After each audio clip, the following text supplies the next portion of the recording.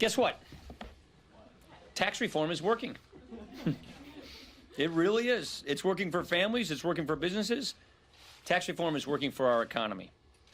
Yesterday, Apple announced $2,500 bonuses for its employees, as well as the largest investment any company has made in response yet to tax reform.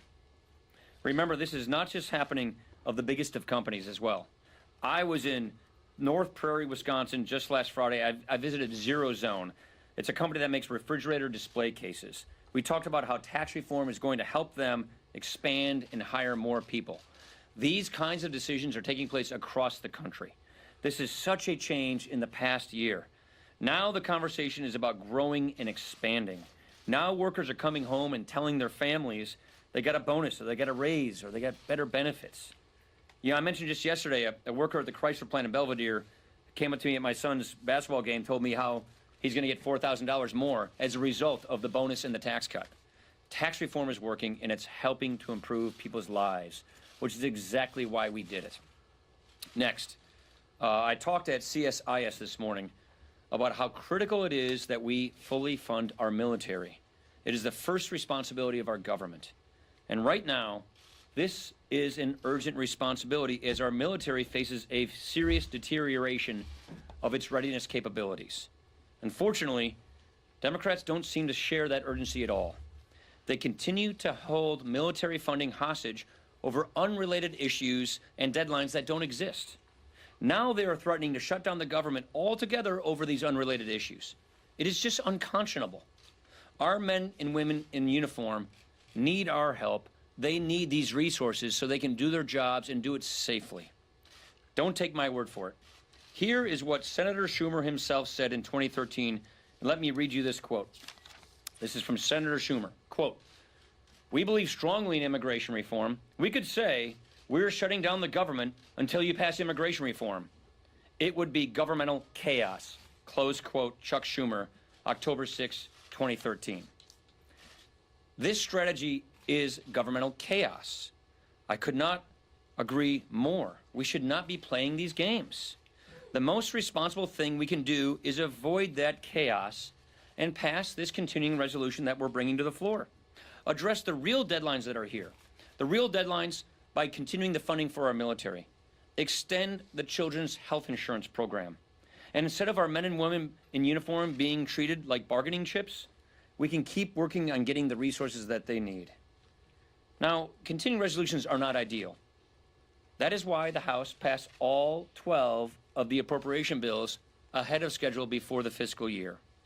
The only reason anyone is even necessary, the only reason we had to pass the CR today is because Democrats refused to close on a spending agreement, taking it hostage for an immigration deal. Again, the most responsible thing we can do for our military and for the country is to keep the government open, pay our troops, put aside the games, move forward, and continue to negotiate with each other in good faith. Questions?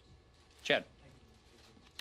Explain why your side can't pass this bill with only Republicans.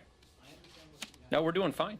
So this bill will pass. I have confidence we'll pass this because I think members understand why on earth would we want to have a government shutdown, hurt the military, and by the way, the sequester then on the military starts kicking in due time.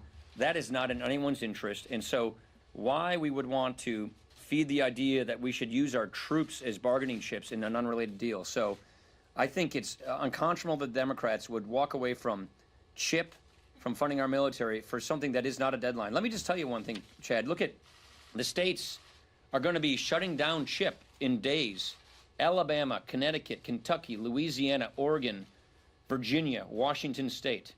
These are states that are running out of CHIP money if we don't get this thing passed. And I can't imagine why somebody would want to vote against doing that. Clarify one thing for me. Why do you keep talking about the Democrats? If you don't have confidence on your side of the aisle that you can carry this bill with only Republican votes? I didn't say that. I said that I think the Democrats should join us in passing this bill, and I feel like we're in a good place.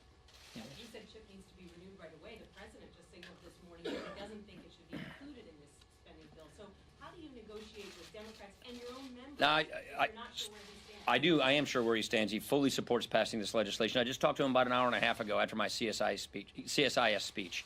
So I didn't see what he wrote, but I've spoken with the president. He fully supports passing what we're bringing to the floor today.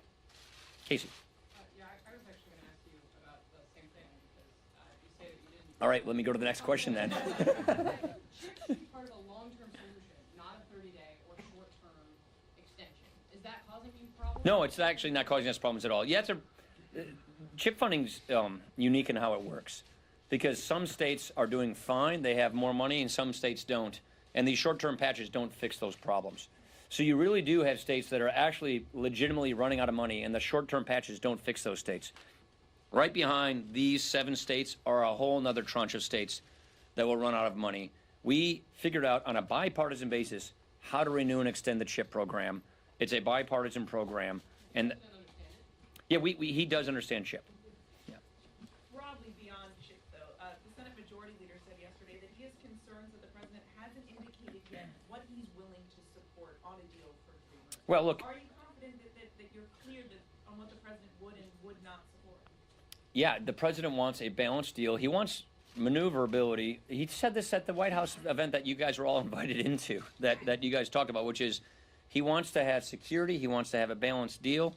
The purpose of getting DACA right is so that we fix DACA once and for all, and we don't create a new DACA problem that we have to address 5 and 10 years down the road. And so the president is clearly giving legislators room to negotiate, but he wants a balanced deal. The president's made it clear that the deal that he was presented with by Graham and Durbin is not a balanced deal, and he doesn't support that.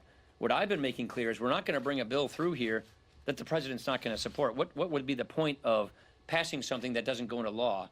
We want to pass something that goes into law. And what that means we'll do is pass a balanced deal. But again, what does this have to do with our military? What does this have to do with preventing the Children's Health Insurance Program from shutting down in all these states in a few days?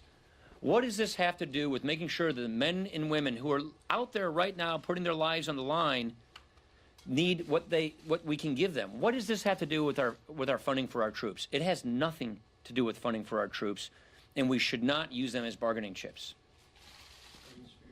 Then I'll go back there. Sorry, I'm picking on front row people too much. I gotta go back in the cheap seats. Oh wait, yeah, go after you. Yeah. Dude, next question. Follow up on Mary's point, though, because of what Leader McConnell said yesterday about not necessarily knowing what the president is. Last week, he sort of had served as translator and to a FISA tweet again this morning. These are tough votes for you, tough votes for Congress. Is it helpful? Do you feel like the president is helpful to this process of actually getting 216 and 50? He is. He's going to the Pentagon today to make the point about why our military is under duress, why our military needs funding. He's obviously supporting getting this done. And the president likes to do things in an unconventional way. He does it with his phone, but it actually does help us with our members. Yeah. Mr. Speaker, Lisa from the PBS NewsHour. Politico's reporting that Mr. McConnell is making contingency plans for a possible shutdown. Are you making those plans, and are you open to a 1, 2, or 3 day CR? Look, I'm not going to sit here and negotiate through the media, but that's up to the Senate Democrats. If the Senate Democrats want to shut the government down, if the Senate Democrats want to deny funding for our troops, if the Senate Democrats want to stop CHIP funding for unrelated issues, that's a choice they would make. I don't think it's a good choice for them to make, but that would be their decision to make. Dude in the back. Who are you? Remember? Yeah. I'm Nash Jenkins from Time Magazine. Okay, sorry, Nash. Yeah. This will be I guess, the 4th time in as many months that you guys Yeah. have to pass a CR. Why is that? Why? You want me to read my opening again? So, it's a totally legitimate question. I'm not trying to belittle your question.